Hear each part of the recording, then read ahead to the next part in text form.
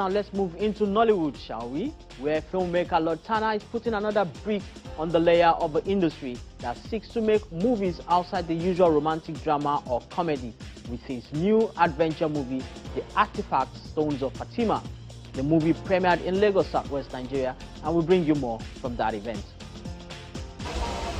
The premiere venue for Tolu Awobiyi, popularly known as Lord Tanner's new adventure movie, The Artifact Stones of Fatima, bears the signature of the jungle with green turf and artificial vegetation hanging on a suspended roof.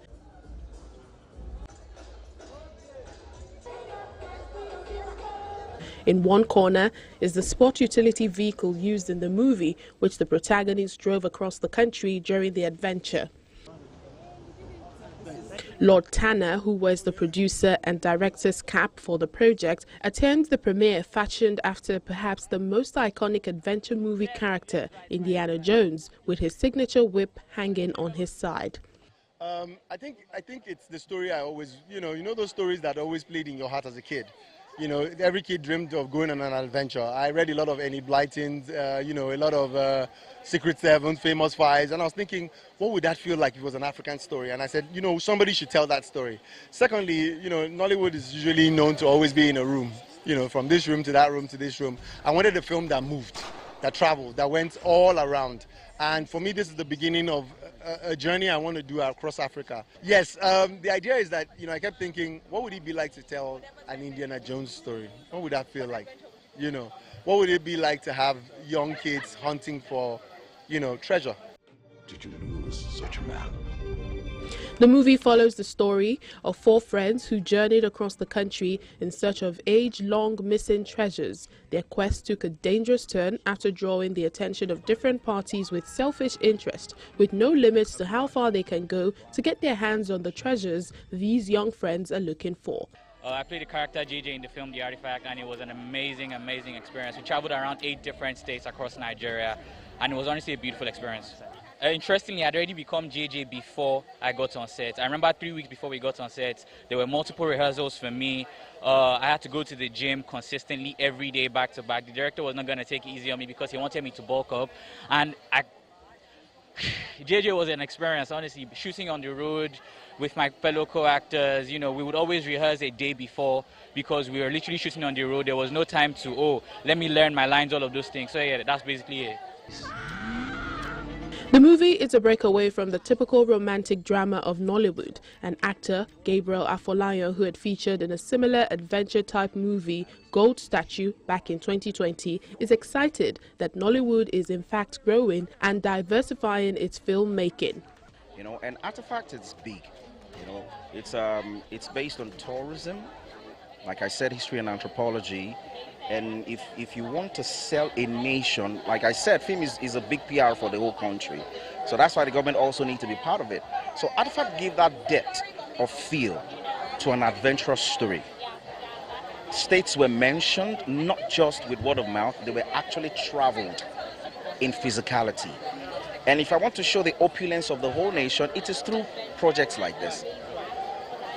Because everything we know about America, it didn't just come by us traveling. We saw it through their films, and that's the same way we can do our own thing too. So if we have stories like this being told, then we have that great opportunity for the world to see.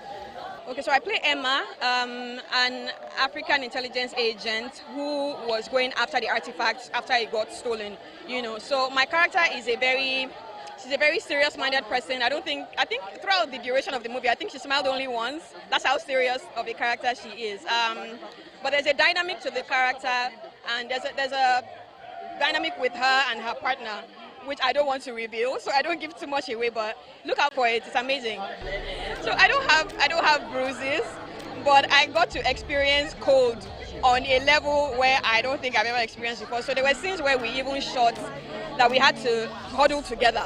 After the director said because of how cold it was. We're shooting in different terrains, different weathers, and it was just so fulfilling to see that there were people that were even able to manage to do that and stick with the craft even with the conditions that were. So no bruises, everybody came out unscathed, thankfully, but the experience is more It's more, it's not even, I don't think it's physical. It's not, the physical experience, it doesn't compare to the beauty of the experience that we all got to go through. Why the museum was robbed. Lord Tanner ties the theme of the movie, the search for treasure, to the real-life search for success amongst young people in today's world. He hopes beyond the entertainment that young people can take heed to some salient lessons in the movie. For me, I say that, you know, a lot of kids chase money, and that was one of the main things they were chasing here. At the end of the film, I wanted young people to learn that there's more beyond money, there's value. And I think our protagonist, you know, went through a complete arc, and I don't want to reveal too much, you know, but he went to an arc where he began to see life from his father's view, and that's the most I'm going to say at this point. We put in work, you get dividends off it.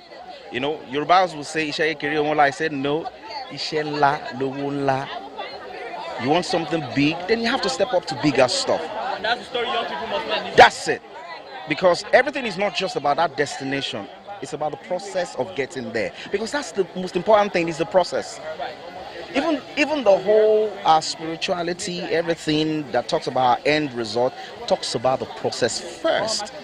In short, the more appreciation is for the process.